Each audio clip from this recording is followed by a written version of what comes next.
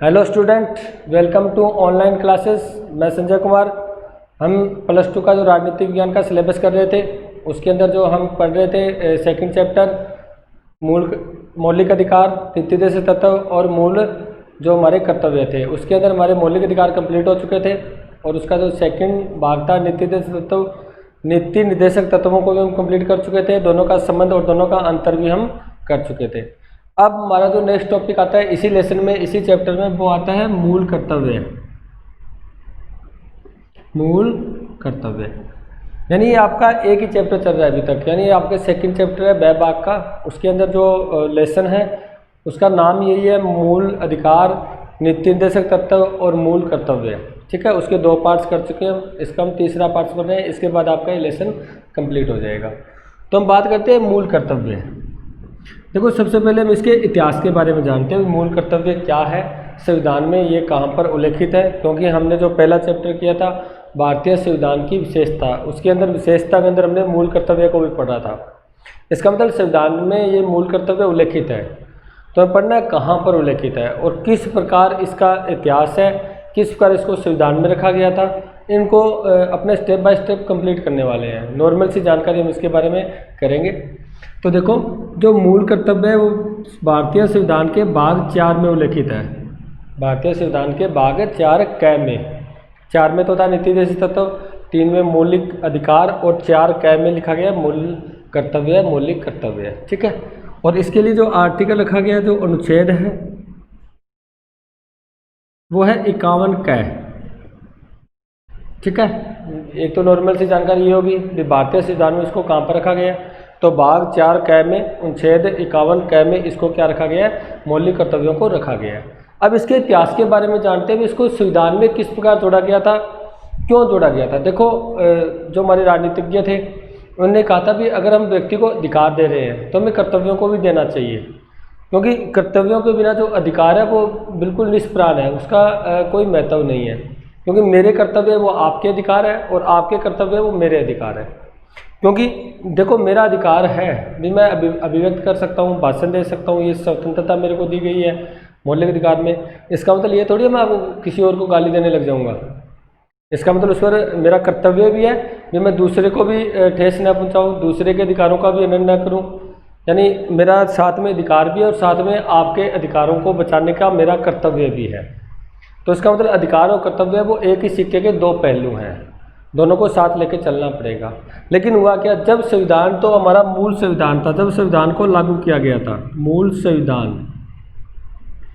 संविधान था 26 जनवरी 1950 को जब लागू किया गया था। ध्यान रखना, उस समय अगर आपसे ये पूछे भी मूल संविधान में मौलिक कर्तव्य कितने थे, मूल संविधान में मूल कर्तव्य कितने थे, आप आंसर दोगे जी 0 थे। इसका अर्थ क्या हुआ, इसका अर्थ हुआ भी मूल संविधान में कर्तव्यों को नहीं जोड़ा गया था। उस समय जब 26 नवंबर 1949 को संविधान बनकर तैयार हुआ था, 26 जनवरी 1950 को वो लागू हुआ था, उस समय दौरान जब इसको लागू किया गया था उस समय मूल कर्तव्य इसमें नहीं जोड़े गए थे। यानी सिंपल सा प्रश्न हो गया ना। पहला प्रश्न आपसे ये पूछे भी मूल संविधान के अंदर, या जब संविधान लागू किया गया था या जब संविधान बनाया गया था उस समय संविधान में मौलिक कर्तव्य कितने थे, तो आप आंसर दोगे जी 0 थे। यानी इसका मतलब मूल कर्तव्य नहीं थे। फिर क्या हुआ, फिर एक समिति का गठन किया गया था, श्रवणसिंह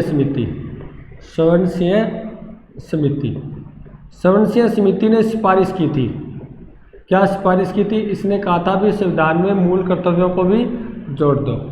देखो, मूल संविधान में नहीं थे, लेकिन उसके बाद श्रवणसिंह समिति ने कहा था भी अगर आप अधिकार दे रहे हो जनता को तो उनको कर्तव्य भी सौंपो, कुछ ना कुछ उनके कर्तव्य भी होने चाहिए, ताकि अधिकार और कर्तव्य दोनों एक साथ चलेंगे तो संतुलन बना रहेगा, कोई भी अपने अधिकारों का गलत यूज नहीं करेगा। ठीक है, तो श्रवणसिंह समिति की सिफारिश पर संविधान में एक संशोधन हुआ था, 42वां संविधान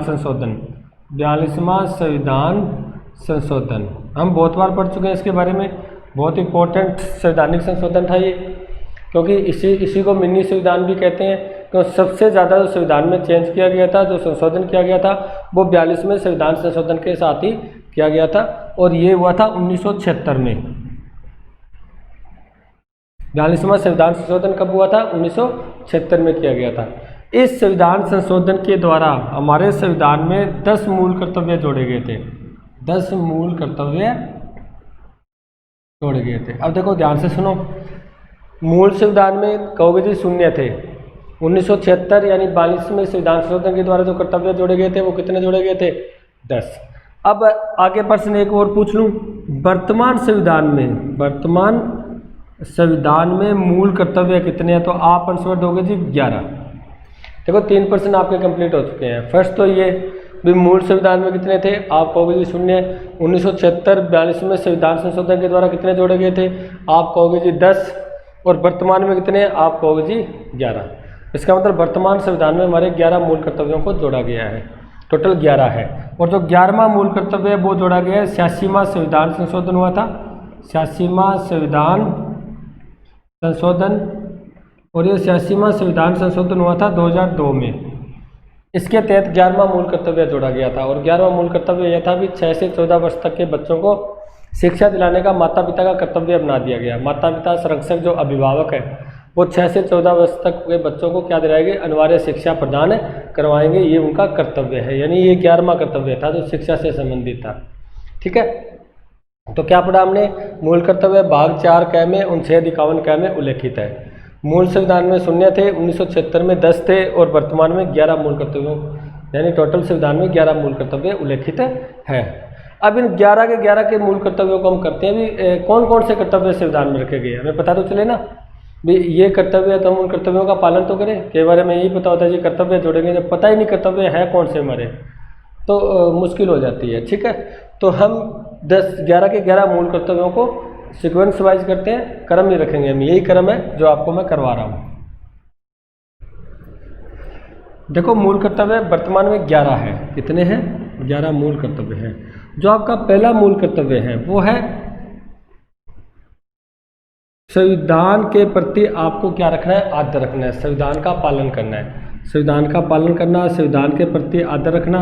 उसके बाद जो हमारे आदर्श है, जैसे हमारे जो राष्ट्रगान है, जो हमारा राष्ट्रगीत है, उनके प्रति हमें क्या रखना है? हृदय में संजोए रखना है उसको। उसके प्रति हमें आदर की भावना रखनी है, मान सम्मान की भावना रखनी है, मान सम्मान की भावना रखनी है। ये आपका पहला कर्तव्य है। हमें एक तो अपने संविधान का पालन करना है, संविधान के अकॉर्डिंग चलना है, संविधान का मान सम्मान करना है हमें, संविधान का उल्लंघन नहीं करना हमें, या संविधान को हमें किसी प्रकार से ख़त्म नहीं करना हमें। पहला कर्तव्य हमारा ये है भी जो संविधान में उल्लेखित है उसके अकॉर्डिंग चलना है हमें। ठीक है, दूसरा जो हमारे यहाँ राष्ट्रगीत है, राष्ट्रगान है, जो हमारे आदर्श है, जो मूल्य है, उनको हमें हृदय में संजोए रखना है। उनके प्रति हमें मान सम्मान की भावना रखनी है, यानी उसको अपने भावना में रखना है। जैसे राष्ट्रगान चल रहा है तो हमें सावधान मुद्रा में करना है, राष्ट्रगीत है उनके प्रति हमें मान सम्मान की भावना रखनी है। भी ये जो हमारे चिन्ह हैं, जो हमारे देश के जो मुख्य जो राष्ट्रगान और राष्ट्रगीत जो हमारे देश की पहचान है, उनके प्रति हमें क्या रखना है? आदर भाव रखना है। ये हमारा कर्तव्य है। उसके बाद सेकंड कर्तव्य की हम बात करें, जो सेकंड हमारा कर्तव्य है वो है कि जो हमें ये स्वतंत्रता मिली है, स्वतंत्रता के दौरान जो राष्ट्रीय आंदोलन हुए हैं, राष्ट्रीय आंदोलन, क्योंकि हमें जो स्वतंत्रता ऐसी थोड़ी मिली है। आज एक स्वतंत्र देश, एक आज़ाद देश के अंदर आप सांस ले रहे हो, आज़ाद देश के अंदर आप घूम फिर रहे हो, अपना कोई व्यापार कर सकते हो, यानी एक स्वतंत्र जीवन जी रहे हो। तो ये स्वतंत्र जीवन आपको ऐसे नहीं मिला। 1947 से पहले की बात सोचो आप, कितनी बुरी हालत थी। भारतीयों को कुत्ते के समान माना जाता था, उनको बहुत शोषण किया जाता था। जो आज हम इस स्टेज पर पहुँचे हैं ना, इसके लिए हमारे देश में बहुत से राष्ट्रीय आंदोलन हुए हैं। जैसे 1857 की क्रांति आप पढ़ते हो, असहयोग आंदोलन पढ़ते हो, भंग आंदोलन पढ़ते हो, आप शून्य अवज्ञा आंदोलन पढ़ते हो, भारत छोड़ो आंदोलन पढ़ते हो। यानी बहुत ज़्यादा आंदोलन हुआ थे और बहुत ज़्यादा व्यक्तियों ने यहाँ पर अपना बलिदान भी किया था। भगत सिंह थे, सुखदेव थे, राजगुरु और बहुत से जो यहाँ के क्रांतिकारी थे, जो देशभक्त थे, इन्होंने अपने प्राण न्यौछावर किए। यानी प्राण से बड़ा उन्होंने आज़ादी को माना। जो उन्होंने आंदोलन किए थे, जो राष्ट्रीय आंदोलन हुए हमारे भारत के अंदर, उनको हमें हृदय में संजोए रखना है, हृदय में संजोए रखना है। उनको हमें भूलना नहीं है। आपको जब भी आप देखो ना, सुबह हम सवेरे उठते हैं हम देखते हैं, देखो हम कितने स्वतंत्र हैं, हम अपनी इच्छा से कोई भी कार्य कर सकते हैं। सुबह हम इच्छा से अपना काम करते हैं, काम पर जाते हैं, शाम को अपनी इच्छा से घर पर आते हैं, रात को आराम से सोते हैं हम एक स्वतंत्र देश में। तो इसको जो हमें प्राप्त किया था उससे पहले बहुत से राष्ट्रीय आंदोलन थे, उसके कारण हमें ये जो स्टेटस हमें मिला है, ये जो स्थिति हमारी आई है, तो उनको हमें कभी नहीं भूलना। आगे नई पीढ़ी आएगी उनको भी हमें बताना है कि जो हमारा ये जो स्वतंत्रता मिली है, बहुत जो राष्ट्रीय आंदोलन थे, बहुत लोगों के बलिदान के द्वारा ये हमें प्राप्त हुई है। तो इनके प्रति हमें मान सम्मान रखना है, इनको हमें हृदय में संजोए रखना है, इनको हमें भूलना नहीं है। ये हमारा एक कर्तव्य है। इसका मतलब ये भी एक कर्तव्य है जो आपको इसका पालन करना है। राष्ट्रीय आंदोलन को आपको नहीं भूलना। तीसरा हम बात करें नेक्स्ट, तो वो है देश सेवा की। हमें देश सेवा के लिए हमेशा तत्पर रहना चाहिए, हमें अपने देश की सेवा करनी चाहिए, क्योंकि राष्ट्र धर्म होता है वो सबसे बड़ा धर्म होता है। जब राष्ट्र की बात आती है ना, किसी भी प्रकार से अपने देश की बात आती है, देश पर कोई संकट आता है, जैसे वर्तमान में कोरोना संकट चल रहा है, तो ऐसी स्थिति में अगर सरकार कोई आह्वान करे तो हमें हमेशा क्या करना चाहिए, देश सेवा के लिए तैयार रहना चाहिए, तत्पर रहना चाहिए। ठीक है, जैसे भी कानून बने उनके प्रति हमें आदर की भावना रखनी चाहिए, यानी हमें राष्ट्र के विरुद्ध नहीं चलना चाहिए, राष्ट्रद्रोह नहीं होना चाहिए, हमें राष्ट्र को बारे में बुरा नहीं सोचना चाहिए। राष्ट्र धर्म होता है वो सबसे बड़ा धर्म होता है। और अगर देश में किसी प्रकार का संकट आए और आह्वान किए जाने पर, हमें बुलाने पर, हमें देश की सेवा बढ़ चढ़ के करनी चाहिए। ठीक है, हमें आगे आना चाहिए, देश की सेवा करनी चाहिए, हमारा क्या है, कर्तव्य है। एक मैं बता देता हूँ आपको, ये 4 नंबर का है क्योंकि मैं आपको क्रम बताना चाहता हूँ। ठीक है, इससे पहले 3 नंबर का है वो अलग है, वो है आपकी जो हमारे देश की प्रभुत्ता, एकता और अखंडता, इनके प्रति हमें क्या रखना चाहिए, मान सम्मान रखना चाहिए। हमारे देश की प्रभुत्ता होती है, हमारा देश है वो एक सर्वोच्च पावर है, सुप्रीम पावर है, सर्वोच्च शक्ति है, उनको बनाए रखना चाहिए। प्रभुत्ता करते होते हुए हमारा देश स्वतंत्र है, किसी के वश में नहीं है, कोई बाहरी आंतरिक रूप से किसी भी वश में नहीं है, वो कोई भी निर्णय अपने स्वतंत्र रूप से ले सकता है। ठीक है, यानी ऐसा नहीं है भी कोई अमेरिका कहे जी आप ये निर्णय लो, ऐसा कुछ नहीं है। हमारा देश स्वतंत्र निर्णय ले सकता है, प्रभुत्ता संपन्न है, और इसी प्रभुत्ता संपन्न को हमें बनाए भी रखना है। ठीक है, 1947 से पहले हम प्रभुत्ता संपन्न नहीं थे क्योंकि हम गुलाम थे ब्रिटेन के, लेकिन वर्तमान में हम स्वतंत्र है, इसका मतलब प्रभुत्ता संपन्न है, और इसी प्रभुत्ता को हमें अपने देश में बनाए भी रखना है। ऐसा नहीं देश फिर से गुलाम हो जाए, या देश फिर से देश की आर्थिक स्थिति है, जो भी राजनीतिक स्थिति है वो बुरी हो जाए, ऐसा भी नहीं होना चाहिए। हमें अपने देश की प्रभुत्ता है, जो एकता है, उसको बनाए रखना है, एकता को भी बनाए रखना है हमें देश की। हम सब एक है, हम धर्म जाति वंश के आधार पर भेदभाव नहीं करना हमें, हम सभी एक है, क्योंकि हमारा देश है वो विभिन्नता में एकता की बात करता है। हमारे यहाँ पर बहुत धर्म पाए जाते हैं, जाति भाषा क्षेत्र के आधार पर बहुत विभिन्नता पाई जाती है। हमें इन सबको भूलकर, इस भेदभाव को भूलकर हमें एकता का परिचय देना है। ठीक है, अखंडता इसका मतलब हमारा देश अखंड है, खंड होना मतलब टुकड़े होना, अखंड यानी एक है, खंड नहीं है, एक है। क्योंकि 1947 में क्या हुआ था, जो 14 अगस्त 1947 को पाकिस्तान बना था, उससे हमारे देश के टुकड़े हो गए थे, और देश के टुकड़े होने का देश को बहुत हानि हुई थी, बहुत ज़्यादा हानि वहन करनी पड़ी थी। वो स्थिति फिर से न आए और पूरा देश अखंड रहे, यानी एकता रहे। एक ही बात होती है, अखंड यानी खंडन न होना। जो हमारी एकता है, जो हमारा क्षेत्र है, उसका खंडन नहीं होना चाहिए, वो अखंड रहे। जो हमारा भारत वर्तमान में है वही भारत हमारा रहे, उसके अंदर टुकड़े न हो पाए, और ऐसा करने के लिए हमें तत्पर भी रहना चाहिए। ये हमारा कर्तव्य है कि हम अपने देश को अखंड रखेंगे, हम अपने देश में एकता बनाए रखेंगे, हम अपने देश की प्रभुत्ता को भी बनाए रखेंगे। ये हमारा क्या है, कर्तव्य है। ये आपके 3 नंबर का कर्तव्य है। 4 नंबर का कर्तव्य है वो देश सेवा के लिए आपको क्या रहना है, तत्पर रहना है। देखो वैसे आप आगे पीछे याद कर सकते हो, कोई दिक्कत नहीं है, लेकिन मैं आपको वैसे क्रम बता रहा हूँ, इतना कोई जरूरी नहीं है अभी आपको क्रम याद करना है, लेकिन फिर भी आपको क्रम से याद करोगे तो बढ़िया रहेगा। तो पहला तो आपका वो था संविधान पालन वाला, राष्ट्रीय गान राष्ट्रीय गीत वाला।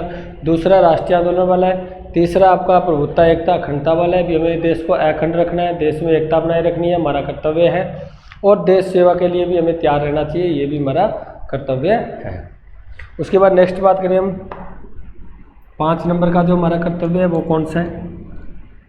देखो 5 नंबर का कर्तव्य है वो है हमारे देश में जो भाईचारा, भ्रातृत्व की भावना, भ्रातृत्व या समरसता की भावना यानी समानता की भावना हमें क्या है, बनाए रखनी है, बनाए रखनी है।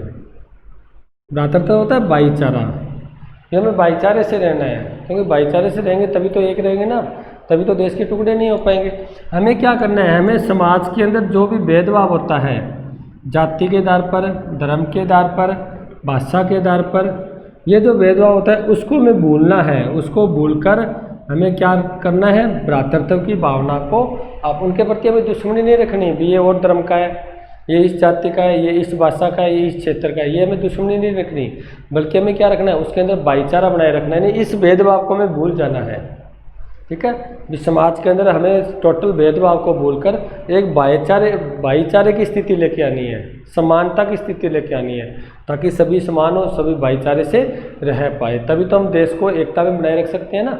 तो ये भी हमारा एक कर्तव्य है, भी हमें भेदभाव नहीं करना चाहिए समाज के अंदर, बल्कि क्या करना चाहिए, भ्रातृत्व यानी भाईचारे की भावना बनाए रखनी चाहिए और समानता बनाए रखनी चाहिए। ठीक है, उसके बाद नेक्स्ट बात करते हैं हम, जो आपका 6 नंबर का है। जो नेक्स्ट आपका 6 नंबर का है वो है जो हमारी, आप कह सकते हो जो समन्वित जो संस्कृति है, समन्वित होती है सभी को लेकर चलने वाली संस्कृति, सभी को लेकर चलने वाली संस्कृति। और भारतीय संस्कृति हमेशा ऐसी रही है, यहाँ तक हम पूरे विश्व को एक मानकर चलते हैं। हम कहते हैं भी जब भी हम विकास करें तो पूरा विश्व के साथ विकास करें, पूरे वर्ल्ड का विकास होना चाहिए, अकेला हमारा विकास नहीं होना चाहिए। जब मैं विकास कर रहा हूँ तो मैं सोचता हूँ मेरे परिवार का विकास होना चाहिए, जब परिवार का विकास होता है तो हम ये सोचते हैं कि पूरे समाज का विकास होना चाहिए, और जब समाज का होता है तो समाज के साथ साथ हम पूरे गांव का, पूरे जो हमारा शहर है, उसके बाद नेक्स्ट जो हमारे ज़िला है, तहसील है, जो भी राज्य है, उसके बाद हमारा देश है, यानी ये समन्वित है, सभी को साथ जोड़ते हुए चल रही है। हम जब भी आगे बढ़ते हैं, जब भी हमें कोई व्यक्ति मिलता है तो उसको हम साथ जोड़ते हुए आगे बढ़ते हैं, यानी उनको हम पीछे नहीं छोड़ते, हम एक दूसरे की सहायता करते हैं, एक दूसरे को लेकर चलते हैं। विदेशी संस्कृति में ऐसा नहीं होता, भारतीय संस्कृति में ऐसा है। भारतीय संस्कृति में ऐसा है, समन्वित संस्कृति है, और यही हमारा गौरव है, एंड जो हमारी गौरवशाली परंपरा है, जो परंपरा चली आ रही है। क्योंकि पूरे आप पढ़ते हो प्राचीन काल में जो पूरे विश्व के अंदर हमारी जो संस्कृति थी, हमारा भारत था, वो विश्व गुरु कहलाता था ना, विश्व गुरु। क्यों कहलाता था? क्योंकि हम पूरे विश्व को साथ लेके चलते थे, पूरे विश्व पर हमारी संस्कृति की दाग थी। और वर्तमान में भारतीय संस्कृति सबसे अच्छी संस्कृति मानी जाती है, खान पीन में, रहन सहन में, बोलने में, प्रत्येक प्रकार में हमारी संस्कृति बहुत अच्छी है। तो जो हमारी संस्कृति है, जो गौरवशाली है, इनके प्रति हमें मान सम्मान रखना है, इनको समाप्त नहीं करना, हमें मान सम्मान रखना है, इस संस्कृति को हमें बचाए रखना है। ये हमारा कर्तव्य है कि हमारी संस्कृति धूमिल ना हो जाए, नष्ट ना हो जाए, समाप्त ना हो जाए, खत्म ना हो जाए। इसलिए हमें क्या करना है, इस संस्कृति को बचाने का प्रयास करना है, और साथ में हमें संस्कृति में समृद्धि वृद्धि की भी बात, यानी उसको फैलाने की भी बात करनी है। ये हमारा कर्तव्य है। जो हमारी समन्वित संस्कृति है, जो हमारी गौरवशाली परंपरा चली आ रही है, उनके प्रति हमें मान सम्मान रखना है, और हमारी संस्कृति को हमें बचा के रखना है, और संस्कृति का हमें क्या करना है, विकास करना है। ये हमारा क्या है, कर्तव्य है। ये तो 6 नंबर का हो गया। अब 7 नंबर के कर्तव्य की बात करते हैं। देखो 7 नंबर का जो आपका कर्तव्य है वो है पर्यावरण से संबंधित। किससे संबंधित है? पर्यावरण से। ये हमें पर्यावरण की भी सुरक्षा करनी है, ये हमारा कर्तव्य है। पर्यावरण को नुकसान नहीं पहुंचाना, हमें अपना विकास तो करना है, क्योंकि पर्यावरण होता है मनुष्य का दुश्मन नहीं बल्कि दोस्त होता है। अगर हम पर्यावरण को साथ लेके चलते हैं ना, तो आराम से हम अपना विकास कर सकते हैं, और साथ में पर्यावरण को नुकसान भी नहीं पहुँचाते। अब हमारा जो विकास होता है वो स्थायी विकास होता है, आने वाली पीढ़ी के लिए भी वो हमारे लिए उनके लिए एक वरदान होता है, हमारे द्वारा दिया गया। तो इसी कारण हमें पर्यावरण की सुरक्षा करनी है, इसको नुकसान नहीं पहुंचाना। और जो झील है, नदियां हैं, उनको भी हमें क्या रखना है, सुरक्षित रखना है। उसके बाद जो जीव जंतु है उनका हमें वध नहीं करना, उनको हमें सुरक्षा देनी है, यानी उनको हमें सुरक्षित रखना है, ताकि वो ऐसा ना हो कहीं ख़त्म हो जाए। क्योंकि बहुत सी ऐसी संस्कृति, ऐसे जीव जंतु है, ऐसी प्रजातियाँ जो नष्ट हो चुकी है। ठीक है, तो ये हमारा कर्तव्य है कि हम पर्यावरण की सुरक्षा करेंगे, पर्यावरण को बचा कर रखेंगे। जो झील, नदियाँ जो है प्राकृतिक, जो हमारे लिए वरदान है, उनकी हम सुरक्षा करेंगे। और साथ में जो जीव जंतु हैं, वनों के जो जीव जंतु हैं, उनकी भी हम सुरक्षा करेंगे, उनका वध हम नहीं करेंगे। ये हमारा क्या है, कर्तव्य है। उसके बाद 8 नंबर के कर्तव्य की बात करें हम। ये 7 पूरे हो चुके हैं आपके। जो आपका 8वां कर्तव्य है वो है वैज्ञानिक दृष्टिकोण से संबंधित। वैज्ञानिक दृष्टिकोण, आप कह सकते हो मानवतावाद से संबंधित और ज्ञानार्जन से संबंधित। ये हमारा कर्तव्य है भी हम वैज्ञानिक दृष्टिकोण को अपनाएं। भी जो हमारे जो अंधविश्वास चल रहे हैं, आडंबर चल रहे हैं, उनसे हमें दूर रहना चाहिए। क्योंकि जो हम अंधविश्वास के द्वारा हम बहुत से ऐसे अपराध कर देते हैं या बहुत से ऐसे कार्य करते हैं, इसके कारण हमारा विकास रुका हुआ है। तो हमें वैज्ञानिक दृष्टिकोण अपनाना चाहिए, मानवतावाद को अपनाना चाहिए, क्योंकि मानवतावाद होता है वो सबसे बड़ा धर्म होता है। यानी हमें अपने धर्म को बोलकर मानव का धर्म क्या होता है? मानव मात्र की सेवा करना, जीव जंतुओं की सेवा करना, वो होता है मानव का धर्म। तो हमें पूरे मानव की जो ऐसा है जो अपना विकास नहीं कर सकते उसकी हमें सहायता करनी चाहिए। जो जीव जंतु है जो खुद अपना भोजन बनाकर नहीं खा सकते या जो अपना खुद भोजन नहीं बना सकते या अपना गुजारा नहीं कर सकते, तो उसको मानव को क्या करना है? उनके प्रति दया भाव रखनी चाहिए और उनको हमें क्या देना चाहिए? भोजन देना चाहिए। यानी ये हमारा कर्तव्य है, ये हम मानवतावाद को अपनाएं। उसके बाद ज्ञानार्जन भी, ये भी आपका कर्तव्य है भी आप अपने ज़्यादा से ज़्यादा ज्ञानी बनो, ज्ञान का अर्जन करो। क्यों? क्योंकि हमने पढ़ा था, देखो जो देश होता है ना हमारा, कोई भी देश होता है, उसके अंदर ऐसा मैं समझो, जैसे मैं कहता हूँ भारत के अंदर है जी, मैं एक छोटा सा व्यक्ति हूँ, एक कॉमन पर्सन हूँ, सामान्य व्यक्ति हूँ, मेरा क्या रोल है? क्या रखना? प्रत्येक व्यक्ति का देश में रोल होता है, क्योंकि व्यक्तियों से मिलकर ही तो देश बनता है। आपने देखो +1 में पढ़ा था राज्य के 4 आवश्यक तत्व, राज्य के 4 आवश्यक तत्व, आपको याद हो तो ये पढ़ा था आपने। उसके अंदर आपने एक तो पढ़ा था क्षेत्रफल, यानी क्षेत्रफल भी आवश्यक होता है, क्षेत्रफल बिना राज्य नहीं कहलाता। सेकंड आपने पढ़ा था जनसंख्या, जिस देश में जनसंख्या नहीं होती वो भी राज्य नहीं कहलाता, देश नहीं बन सकता। तीसरा पढ़ा था आपने सरकार, और चौथा पढ़ा था आपने संप्रभुता। ये +1 के अंदर पढ़ चुके हो आप। इसका मतलब जनसंख्या बहुत महत्वपूर्ण है, प्रत्येक व्यक्ति से मिलकर ही देश का निर्माण होता है। और जब प्रत्येक व्यक्ति ज्ञान का अर्जन करता है, यानी ज़्यादा से ज़्यादा ज्ञान का अर्जन करता है, तो पूरा देश क्या बनेगा? ज्ञानी देश बनेगा। वहाँ के लोग होंगे वो बहुत ज़्यादा पढ़े लिखे होंगे, शिक्षित होंगे।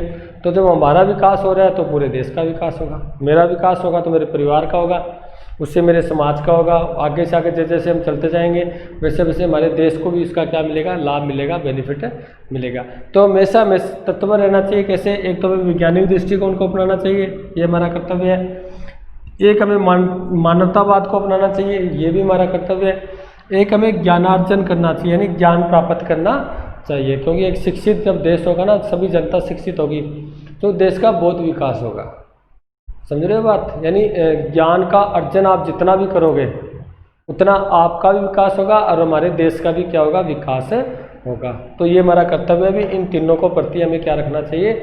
इनको अपनाना चाहिए अपने जीवन के अंदर, व्यवहार के अंदर, अपने नेचर के अंदर इनको अपनाना चाहिए, वैज्ञानिक दृष्टिकोण को, मानवतावाद को और जो ज्ञानार्जन को। ठीक है, उसके बाद नेक्स्ट बात करें हम 9 नंबर का है जो आपका, देखो 9 नंबर का जो आपका कर्तव्य है, मूल कर्तव्य, वो है सार्वजनिक संपत्ति से संबंधित। किससे संबंधित है? सार्वजनिक संपत्ति से संबंधित। देखो सार्वजनिक संपत्ति कौन सी होती है, पहले इनके बारे में सोचो। सार्वजनिक संपत्ति वो होती है जो सभी की होती है, जैसे सार्वजनिक जो पार्क बने हुए हैं, सड़कें हैं, रेलवे है, ये सार्वजनिक संपत्ति है। तो उसके अंदर कोई निजी व्यक्ति का प्रभुत्व नहीं है, बल्कि पूरे समाज का प्रभुत्व है। पूरा समाज उसका यूज कर सकता है, पूरा समाज उसका उपयोग कर सकता है। तो जब ये पूरे समाज की है तो सार्वजनिक संपत्ति को हमारा कर्तव्य बनता है कि उसको नुकसान नहीं पहुंचाना चाहिए, हमें नुकसान नहीं पहुंचाना चाहिए। यानी सार्वजनिक संपत्ति की भी हमें क्या करनी चाहिए? सुरक्षा करनी चाहिए, क्योंकि ये पूरे समाज की संपत्ति है। और जब पूरा समाज उसका यूज कर रहा है तो पूरे समाज का ये कर्तव्य बनता है कि उसकी वो सुरक्षा करे, उसको ख़त्म होने से बचाए। वो ऐसा ना हो जैसे दंगे वगैरह होते हैं देश में, कई बार होते हैं ना, लाइनें वगैरह उखाड़ देते हैं, उसके बाद ट्रेनें रोक देते हैं, बसें वगैरह चला देते हैं। तो इनसे हमें दूर रहना चाहिए। इसका मतलब हमें दंगों से दूर रहना चाहिए, दंगों से दूर रहना चाहिए, यानी दंगे नहीं करने चाहिए हमें। ये हमारा एक कर्तव्य है, क्योंकि इससे देश की सार्वजनिक संपत्ति को हानि होती है, समाज की हानि होती है, देश की हानि होती है। पूरे समाज को इसका वहन करना पड़ता है, उसकी हानि का वहन करना पड़ता है, एक व्यक्ति को नहीं, पूरे समाज को। क्योंकि अगर रेलवे किसी प्रकार से रुकेगी तो पूरा समाज दुखी होगा इससे। यदि किसी प्रकार जैसे मान लीजिए सार्वजनिक कोई और पार्क है और कुछ है, उसको अगर हानि होगी तो पूरा समाज को हानि हो रही है। तो ये जो सार्वजनिक संपत्ति है इनको हमें नुकसान नहीं पहुंचाना चाहिए, बल्कि इसकी क्या करनी चाहिए, हमें सुरक्षा करनी चाहिए, उसकी देखभाल करनी चाहिए, ये हमारा कर्तव्य है। ठीक है। और साथ में हमें क्या करना चाहिए, दंगों से भी दूर रहना चाहिए, क्योंकि दंगों में बहुत सी संपत्ति जलकर नष्ट हो जाती है। बहुत संपत्ति ऐसी होती है जो खत्म हो जाती है, यानी सार्वजनिक संपत्ति को बहुत ज़्यादा नुकसान होता है। इसी कारण में हमारा कर्तव्य बनता है कि हमें दंगों से दूर रहना चाहिए। उसके बाद नेक्स्ट जो आपका कर्तव्य आता है 10 नंबर का, वो कर्तव्य आप कह सकते हो जो व्यक्तिगत और सामूहिक दोनों ही रूप में, व्यक्तिगत और सामूहिक दोनों रूप में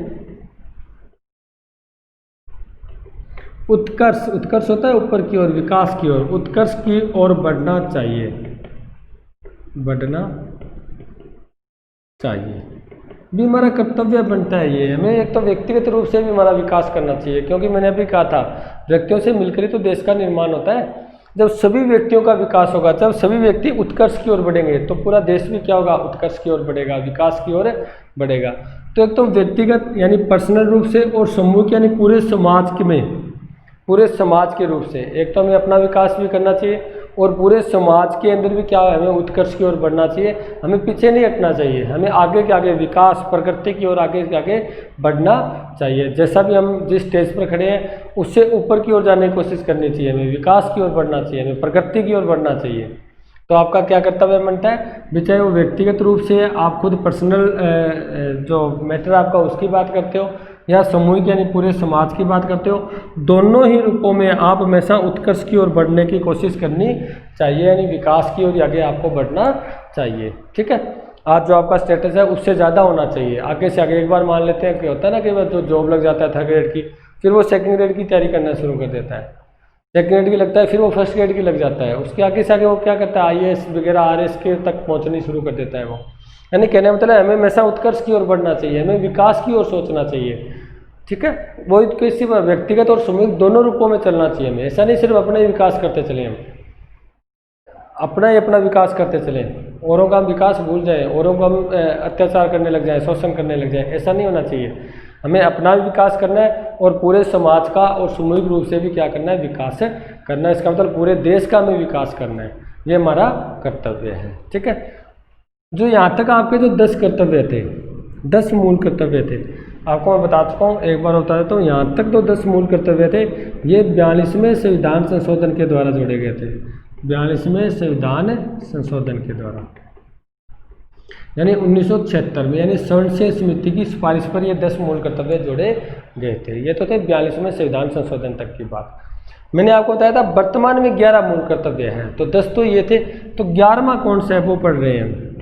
जो आपका 11वां मूल कर्तव्य है ना, वो मैंने अभी बताया था आपको 86वां संविधान संशोधन, किसके द्वारा, 86वां संविधान संशोधन। और 86वां संविधान संशोधन कब हुआ था, 2002 में हुआ था। 86वां संविधान संशोधन कब हुआ था, 86वां संविधान संशोधन हुआ था 2002 में। इसके द्वारा क्या किया था, 11वां कर्तव्य जोड़ा गया था। 11वां कर्तव्य क्या था, वो ये था भी 6 से 14 वर्ष तक के जो बच्चे हैं, हम बेसिक एजुकेशन की बात करते हैं ना, उसकी बात कर रहे हैं। भाई 6 से 14 वर्ष तक के जो बच्चे हैं उनको शिक्षा दिलाने का कर्तव्य किसका होगा, वो होगा माता पिता का। जो माता पिता है, जो उनके संरक्षक है, या आप कह सकते हो जो अभिभावक है।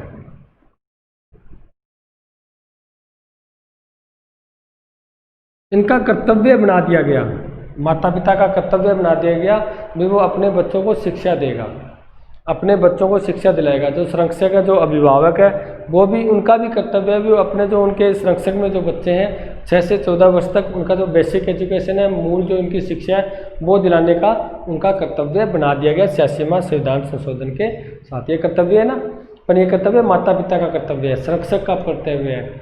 आप माता पिता बनोगे, आपके जो माता पिता है वो आपको एजुकेशन दिला रहे हैं, ये उनका कर्तव्य है। जब आप आगे अपने बच्चों को एजुकेशन दिलाओगे, वो आपका कर्तव्य है। ये नहीं, एक 11वां कर्तव्य इसमें जोड़ दिया गया। अगर इसके बारे में बात करें हम, जो 86वां संविधान संशोधन हुआ था वो RTE अधिनियम बना था 2009 के अंदर। आरटी पढ़ते हैं ना, राइट टू एजुकेशन, यानी हमारा जो अनिवार्य और निःशुल्क जो अधिकार बनाया गया था, ठीक है, इसके तहत इसको लागू किया गया था 1 अप्रैल 2010 को। इस आरटी को अनिवार्य एवं निःशुल्क शिक्षा अधिनियम, अनिवार्य एवं निःशुल्क शिक्षा अधिनियम जो अधिनियम बना था वो 2009 में बना था। इसको लागू किया गया था 1 अप्रैल 2010 को। संशोधन था 86वां और कर्तव्य था 11वां। ये अपने माता पिता संरक्षक अभिभावक का ये कर्तव्य बना दिया गया। देखो डियर स्टूडेंट, ये आपके 11 जो कर्तव्य थे वर्तमान में, वो 11 के 11 कर्तव्य मैंने आपको सीक्वेंस वाइज करवाए हैं, क्रम ही बताया मैंने आपको। वैसे आगे पीछे याद कर सकते हो, कोई दिक्कत नहीं है, लेकिन क्रम से याद करोगे तो और बढ़िया रहेगा, अच्छा रहेगा, क्यों क्रम जल्दी याद हो जाता है। अगर हम आगे पीछे करेंगे तो कई बार क्या होता है, भूल जाते हैं बीच में से, ठीक है। तो ये 11 मूल कर्तव्य कंप्लीट आपके हो चुके हैं। अगर हम नेक्स्ट बात करें इसी मूल कर्तव्य के बारे में,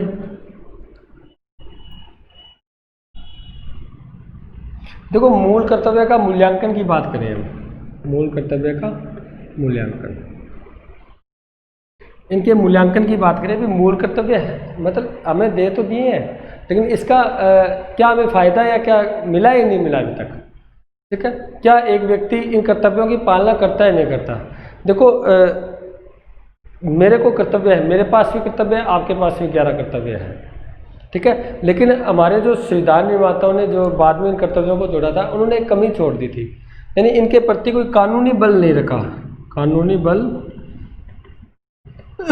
नहीं रखा। यानी ऐसा नहीं है इन कर्तव्यों का पालना नहीं करता तो मेरे को कानून का उल्लंघन माना जाएगा या मेरे को गिरफ्तार करा जाएगा, ऐसा कुछ भी नहीं है। जब इनके पीछे कानूनी बल नहीं है ना, तो जनता इनकी पालना करती नहीं है, पालना नहीं करती। तो देखो कितने दंगे वगैरह हो रहे हैं, कितने जो सार्वजनिक संपत्ति को नुकसान पहुंचाया जा रहा है, रेल वगैरह कई बार तो पटरियां वगैरह भी उखाड़ देते हैं, राष्ट्र जो आंदोलन होते हैं, ठीक है। इसके तहत और भी राष्ट्रीय गान के दौरान जो सावधान मुद्रा में नहीं करते, और भी बहुत से हैं जिसके द्वारा हम क्या करते हैं, इनकी पालना नहीं करते। हम अपनी संस्कृति के प्रति भी हम क्या करते हैं, इतने जागरूक नहीं है, तो इनके पीछे कानूनी बल नहीं होने के कारण इनका कोई महत्व नहीं है। पहला मूल्यांकन तो इसका ये है, इनका कोई महत्व नहीं है, यानी जनता इनकी पालना ही नहीं करती, जनता इनको साथ लेकर चलती नहीं है, कर्तव्यों को भूल चुके हैं हम। सिर्फ और सिर्फ अपने अधिकारों की बात करते हैं हम, कर्तव्यों की बात कभी नहीं करते हम, कभी नहीं सोचते भी हमारे कर्तव्य भी है। क्यों? क्योंकि अधिकार तो क्या है, अधिकारों के पीछे तो कानूनी बल है, आप अधिकार न्यायिक है। अगर मौलिक अधिकारों का हमारा हनन हो रहा है तो हम सीधे सुप्रीम कोर्ट, हाई कोर्ट में चले जाएंगे, हम पढ़ चुके हैं ये, वहाँ पर रिट दायर कर सकते हैं हम। लेकिन यहाँ पर क्या है, अगर नहीं पालन करते ना तो न्यायिक नहीं है ये, यानी बाध्य नहीं है ये, आप न्यायालय में नहीं जा सकते, ठीक है। तो पहला तो इसका मूल्यांकन ये भी कानूनी बल नहीं रखता अपने पीछे। अगर हम सेकंड बात करें तो इनकी पालना है वो ईमानदारी से नहीं हो रही, मौलिक कर्तव्यों की पालना ईमानदारी से नहीं हो रही। मौलिक कर्तव्य तो दे दिए, हमें बहुत अच्छे लगते हैं, जब हम 11 के 11 पढ़ते हैं ना, बहुत आदर्शवादी है। हाँ, इसके लिए आप एक और कह सकते हो आलोचना, ये बहुत ज़्यादा आदर्शवादी है, सिर्फ आदर्शवादी है, किताबों में अच्छे लगते हैं, इनकी पालना नहीं हो रही ईमानदारी से। जनता कर्तव्यों, देखो हम अपने अधिकार चाहते हैं, कर्तव्यों की पालना तो करना ही चाहते हैं। अब परिवार में ले लो, अगर परिवार में आपको कर्तव्य है तो कर्तव्य से तो हम भागते हैं वैसे ही, यानी प्रत्येक व्यक्ति है जो कर्तव्य की पालना करना ही नहीं चाहता, कभी नहीं चाहता, वो हमेशा ये चाहता है मेरे को अधिकार मिले रहे, मेरे को कर्तव्य की पालना नहीं करनी पड़े, ठीक है। तो पालना इसकी ईमानदारी से नहीं हो रही, और ये बहुत ज़्यादा आदर्शवादी है, बहुत ज़्यादा आदर्शवादी वो होते हैं जो बहुत बड़ी बड़ी बात करते हैं। देखो बहुत बड़ी बड़ी बात की आप, राष्ट्रीय गान, राष्ट्रीय गीत, संविधान के प्रति, राष्ट्रीय आंदोलन के प्रति, पर्यावरण के प्रति, जीव जंतुओं के प्रति, देश सेवा के प्रति, वैज्ञानिक दृष्टिकोण है, व्यक्ति के सामूहिक उत्कर्ष है, यानी बहुत बड़े बड़े आदर्श दिए हमें, और सिर्फ ये आदर्श बन के ही रह गए हैं, इनको व्यवहारिक नहीं बनाया गया। एक तो होता है व्यवहारिक और एक होता है आदर्शवादी। आदर्शवादी होते हैं जो पढ़ने में अच्छे लगते हैं लेकिन उनकी पालना नहीं हो रही। व्यवहारिक होते हैं जिनकी पालना हो जाती है, जिनको हम व्यवहार में लागू कर देते हैं।